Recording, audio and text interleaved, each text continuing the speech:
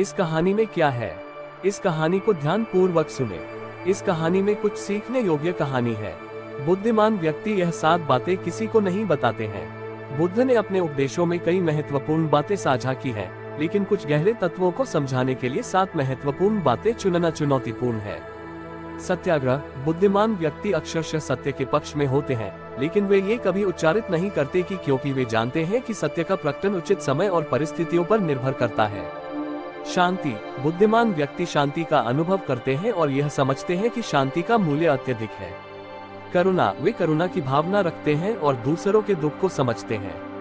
सहयोग। उन्हें अपने साथियों और समाज के सदस्यों का सहयोग करने का महत्व समझते हैं। विनम्रता। बुद्धिमान व्यक्ति हमेशा विनम्र और समय के साथ सहमत होते हैं, जानते हैं कि गर्व और अहंकार का कोई स्थान नहीं है। संतोष। वे भलाई की खोज में हमेशा लगे रहते हैं, लेकिन साथ ही वे अपने वर्तमान स्थिति से संतुष्ट भी होते हैं। साधारणता। बुद्धिमान व्यक्ति साधारण जीवन की कठिनाइयों को स्वीकार करते हैं और उन्हें परिणामस्वरूप अपनी सीमाओं के बावजूद आगे बढ़ते हैं। इन 7 महत्वपूर्ण बातों को समझकर व्यक्ति अपने जीवन में सहजता से समृद्धि और संतोष का अनुभव कर सकता है। एक बार की बात है, गौतम बुद्ध जंगल में ध्यान और साधना कर रहे थे। वे अपने आंतरिक शांति के साथ जीवन का आनंद उठा रहे थे। एक दिन एक साधु उनके पास आया। साधु ने गौतम बुद्ध से पूछा, महात्मा, क्या आप मुझे मुक्ति का रहस्य बता सकते हैं? गौतम बुद्ध ने साधु की दिशा में ध्यान दिया और फिर उन्होंने कहा, स्वामी, मुक्ति का रहस्य सिर्फ आत्मज्ञान में छिपा है। यहाँ बैठने से पहले तुम्हें अपने आप से मिलना होगा। साधु ने अपनी आंखें खोली और उन्होंने गौतम बुद्ध की बातों को गहराई से समझने का प्रयास किया। वह प्रशांति के साथ बैठा और अपने मन की अंतराल में चुपचाप ध्यान में लग गया। गौतम बुद्ध ने साधु के ध्यान की प्रकृति को देखते हुए कहा, साधु जी, मुक्ति तभी संभव है जब हम अपने मन के अंतर्दृष्टि को समझते हैं और उसके अद्वितीयता में समाहित होते हैं। साधु ने गौतम बुद्ध की शिक्षा को समझा और वह अपने संदेश को अपने जीवन में अपनाने के लिए प्रतिबद्ध हो गए। उन्होंने ध्यान और आत्मसमर्पण के माध्यम से अपने आंतरिक ज्ञान को विकसित किया और अंततः मुक्ति का अनुभव किया। इस कहानी से हमें ये सीखने को मिलता है कि मुक्ति और आंतरिक शांति का रहस्य हमारे आंतरिक अंतराल में छिपा है। ध्यान और आत्मसमर्पण के माध्यम से हम अपने स्वार्थ को छोड़कर आनंद और स्वतंत्रता की स्थिति में पहुंच सकते हैं। गौतम बुद्ध और साधु की यह भव्य मुलाकात हमें ध्यान और साधना के महत्व को समझाती है। एक समय की बात है, गौतम बुद्ध जंगल में ध्यान और आध्यात्मिक अभ्यास कर रहे थे। वो एक प्रसन्नता से भरे जीवन का अनुभव कर रहे थे जब उन्हें एक पक्षी का आवाज सुनाई दिया। पक्षी आकर्षक रंगों में था और उसके पंख चमकीले थे। गौतम बुद्ध ने ध्यान से उस पक्षी को देखा और उसकी ओर ध्यान देने लगे। पक्षी बुद्ध के पास उड़ा और उसने उनसे कहा, मुझे देखकर तुम क्यों इतने ध्यानात्मक हो रहे हो? बुद्ध ने पक्षी से कहा, तुम्हारी सुंदरता और आकर्षण मुझे प्रेरित कर रहे हैं। तुम एक उत्साही और स्वतंत्र जीवन जी रहे हो। पक्षी ने उत्साह से कहा, मुझे धन्यवाद, परंतु ध्यान का मूल अर्थ क्या है? बुद्ध ने उत्तर दिया, ध्यान का मूल अर्थ है एकाग्रता। ध्यान और आत्मसमर्पण से हम अपने मन को शांत करते हैं और सत्य को अनुभव करते हैं। पक्षी ने ध्यान से कहा, मुझे तुम्हें समझने में मदद करने के लिए धन्यवाद। मैं भी अपने जीवन को ध्यान और आनंद से भरना चाहता हूँ। इस कहानी से हमें ये सीखने को मिलता है कि सुंदरता और आकर्षण के बावजूद ध्यान और आनंद के साथ जीवन जीने में हमें सच्ची संतोष मिलता है। गौतम बुद्ध और पक्षी की मुलाकात ने दिखाया कि संतोष और आनंद का रहस्य हमारे अंतर में है और हमें स्वाध्याय और आत्मसमर्पण के माध्यम से उसे पहचानना चाहिए। एक समय की बात है, एक राजा ने अपने राज्य में एक महान ध्यानी संत को आमंत्रित किया। राजा चाहता था कि वह संत उन्हें आध्यात्मिक ज्ञान और समझ के साथ आशीर्वाद दे। संत ने राजा के आमंत्रण को स्वीकार किया और राजमहल में आगंतुकों के साथ बैठकर सत्संग किया। राजा ने संत से पूछा, महात्मा, कृपया मुझे बताएं कि मैं अपने राज्य को समृद्ध और उत्तम कैसे बना सकता हूँ? संत ने ध्यान से सुनते हुए कहा, राजा, एक समृद्ध राज्य का आधार उसकी जनता होती है। तुम्हें अपने प्रजा की चिंता करनी चाहिए, उनकी भलाई के लिए काम करना चाहिए और उन्हें सम्मान देना चाहिए। राजा ने संत के उपदेश को माना और अपने राज्य में न्याय, समर्थ और सबके लिए समानता की भावना को प्रमुख बनाया। उन्होंने गरीबों के लिए योजनाएं बनाए, शिक्षा के क्षेत्र में सुधार किया और समाज में एकता और सहयोग को बढ़ावा दिया। धीरे धीरे राजा के राज्य में समृद्धि और खुशहाली का माहौल बढ़ा।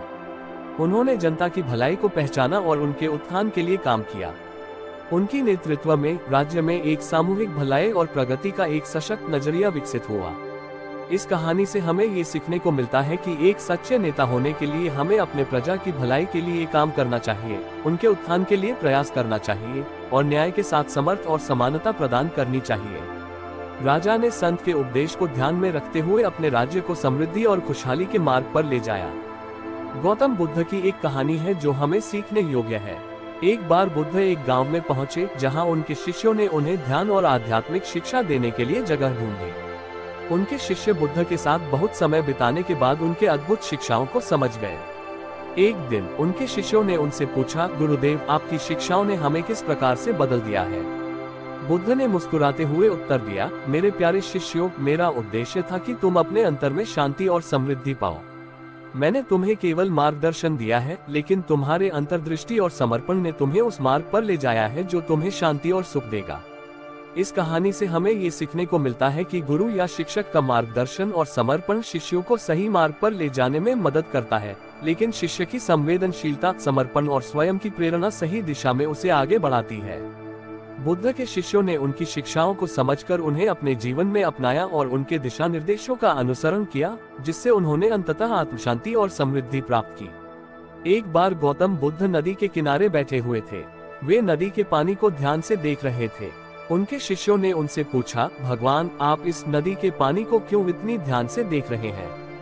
बुद्ध ने मुस्कुराते हुए कहा, इस नदी की धारा हमें कुछ अहम सिखाती है। धारा कभी भी वापस नहीं जाती, वह हमेशा आगे बढ़ती है। इससे हमें ये सिखाई जाती है कि जीवन में आगे बढ़ना और प्रगति करना जरूरी है। हमें पिछले को छोड़कर आगे बढ़ना चाहिए, न कि पीछे मुड़कर देखना। उनके शिष्यों को ये समझ आया कि जीवन में प्रगति करने के लिए हमें अपने अतीत को पीछे छोड़ना होगा और आगे की दिशा में बढ़ना होगा। नदी की धारा की तरह हमें भी अपने जीवन में समर्पित और प्रगतिशील होकर आगे बढ़ना चाहिए। एक दिन गौतम बुद्ध और उनके शिष्य एक गांव में घूम रहे थे। गांव में उन्हें एक अनोखा दृश्य दिखाई दिया। एक साधु एक पेड़ के नीचे बैठा हुआ था और गंगा नदी के पानी से अपने शरीर को धो रहा था। उसके पास एक ताले का डंडा था जिससे वह ध्यान और मनन कर रहा था। बुद्ध और उनके शिष्य चौंक गए। उन्होंने सोचा कि साधु कैसे इतनी अनिवार्यता में ध्यान लगा सकता है। उन्होंने साधु से पूछा, आप क्यों इस अनिवार्यता में ध्यान लगाए बैठे हैं? साधु ने मुस्कुराते हुए उत्तर दिया, मैं इस नदी के पानी में ध्यान लगाने के लिए यहाँ नहीं बैठा हूँ। मैंने इस पेड़ के नीचे बैठकर अपने सारे भ्रम और चिंताओं को छोड़ दिया है। मैं सिर्फ इस व्यवस्थितता में ध्यान के लिए यहाँ आया हूँ। बुद्ध और उनके शिष्यों को ये सीख मिली कि ध्यान और मनन के लिए विशेष स्थान नहीं चाहिए, बल्कि यह मन की स्थिति के आधार पर होता है। साधु ने अपनी नदी में ध्यान की साधना की, जो उन्हें अपने भ्रमों से मुक्ति दिलाने में मदद करती है। एक समय की बात है, एक राजा ने अपने राज्य में एक महान साधु को आमंत्रित किया।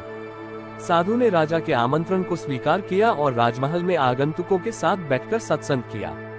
राजा ने साधु से कहा, महाराज, कृपया मुझे बताएं कि मैं कैसे अपने जीवन को समृद्धि और शांति में बदल सकता हूँ। साधु ने मुस्कुराते हुए उत्तर दिया, राजा, तुम्हें अपने राज्य की जनता की चिंता करनी चाहिए। उनके सुख संतोष के लिए काम करें और उनकी भलाई के लिए प्रयास करें। राजा ने साधु की सलाह को ध्यान में रखते हुए अपने राज्य के विकास के लिए कई कदम उठाए। उन्होंने शिक्षा के क्षेत्र में सुधार किया, गरीबों के लिए योजनाएं बनाए और सामाजिक और आर्थिक समानता के लिए प्रयास किया। धीरे धीरे राजा के राज्य में समृद्धि और शांति का माहौल बढ़ा। लोग उन्हें एक न्यायमूलक और सच्चे नेता के रूप में स्वीकार करने लगे। इस कहानी से हमें ये सीखने को मिलता है कि एक सच्चा नेता होने के लिए हमें अपने जनता की भलाई के लिए काम करना चाहिए और उनके सुख संतोष के लिए प्रयास करना चाहिए। राजा ने साधु की सलाह को माना और अपने राज्य को समृद्धि और शांति के मार्ग पर ले जाया। एक समय की बात है, गौतम बुद्ध के एक नए शिष्य ने उनसे पूछा, भगवान, मुझे जीवन में सही राह कैसे मिलेगी? बुद्ध ने उससे कहा, ये जानने के लिए तुम्हें अपने अंतर की गहराई में जाना होगा। समझने के लिए तुम्हें सुनना होगा और पाने के लिए तुम्हें प्रयास करना होगा। शिष्य ने आदरपूर्वक सिर झुकाया और बोला, धन्यवाद गुरुदेव, मैं आपके उपदेश का पालन करूंगा। वह शिष्य बुद्ध की शिक्षाओं का पालन करता रहा, ध्यान लगाता रहा। समय बीतता गया और एक दिन वह अंतर्दृष्टि प्राप्त कर लिया। उसे समझ आ गया कि सही राह उसके भीतर ही है। उसने बुद्ध के पास जाकर खुशी से कहा, गुरुदेव, मैंने अंतर्दृष्टि प्राप्त कर ली है। मैंने अपने अंतर की गहराई में जाकर सही राह को पाया है। बुद्ध ने उसे आशीर्वाद दिया और कहा, तुम्हारा उपयोगी होना ही सबसे बड़ा धन है। अपने अंतर की आवाज को सुनो और उसे अपने कर्मों में प्रकट करो। इस कहानी से हमें ये सीखने को मिलता है कि सही राह को पाने के लिए हमें अपने अंतर की सुनने और समझने की आवश्यकता होती है और उसे अपने कर्मों में प्रकट करने के लिए प्रयत्नशील रहना होता है। एक बार गौतम बुद्ध ने अपने शिष्यों से कहा, जीवन में हमें हमेशा सीखने का मौका मिलता है और सबक कहीं न कहीं हमें किसी न किसी रूप में सिखाता है। एक दिन बुद्ध अपने शिष्यों के साथ एक गांव में घूमने गए। वहां एक गरीब किसान रहता था जो अपने खेतों में काम करता था। उसने बुद्ध को अपने घर में बुलाया और उन्हें आतिथ्य दिया। बुद्ध ने देखा कि वह किसान बहुत ही सादा और संतुष्ट था, जिससे वह कम धन से भी खुश रहता था। बुद्ध ने उससे पूछा, तुम इतने कम धन के साथ भी इतना खुश कैसे रहते हो? किसान ने मुस्कुराते हुए उत्तर दिया, मुझे अपने खेतों में काम करते समय सिखाने का मौका मिलता है। हर दिन नई सीख मिलती है। जब मैं किसी कठिनाई का सामना करता हूँ तो मैं सीखता हूँ कि कैसे संघर्ष करना चाहिए। यही मेरी खुशी का स्रोत है। बुद्ध ने उसकी बात सुनकर समझा कि सीखने का असली मतलब यह है कि हम जीवन के हर पल को एक सीख के रूप में देखें और उससे अपने आत्मविश्वास को मजबूत करें।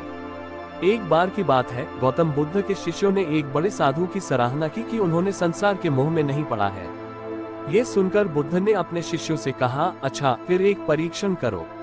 तुम सभी एक एक निकटवर्ती गांव में जाओ और जो भी वस्त्र बिना मोह के वहां पहने मिले वह व्यक्ति मुझे लाओ। उनके शिष्यों ने अपने कार्य में तत्परता से काम किया। एक साधु की तलाश में वे गांवों की सैर करने लगे, लेकिन कोई भी ऐसा व्यक्ति नहीं मिला जो बिना मोह के रहता। थोड़ी देर बाद एक शिष्य एक गांव में एक वृद्ध व्यक्ति को देखता है जो केवल एक धोती पहने हुए है और वह भी बहुत ही पुराना। शिष्य ने उसे बुद्ध के पास ले जाया। बुद्ध ने उस व्यक्ति से पूछा, तुम इस धोती को क्यों धारण कर रहे हो? वृद्ध व्यक्ति ने मुस्कुराते हुए उत्तर दिया, मुझे इसके अलावा कुछ नहीं चाहिए। यह मेरे जीवन का सबसे बड़ा संबंध है। मुझे ये धोती नहीं, मोह की नहीं और न ही किसी और चीज की आवश्यकता है। इस कथा से बुद्ध ने अपने शिष्यों को सिखाया कि सच्चे संयम और त्याग का मतलब यह नहीं है कि सारे भोगों का त्याग कर दिया जाए, बल्कि सच्चे संयम का मतलब यह है कि हमें अपने जीवन को सरलता और निर्लिप्तता से जीना चाहिए। नेक्स्ट कहानी के लिए इस चैनल को सब्सक्राइब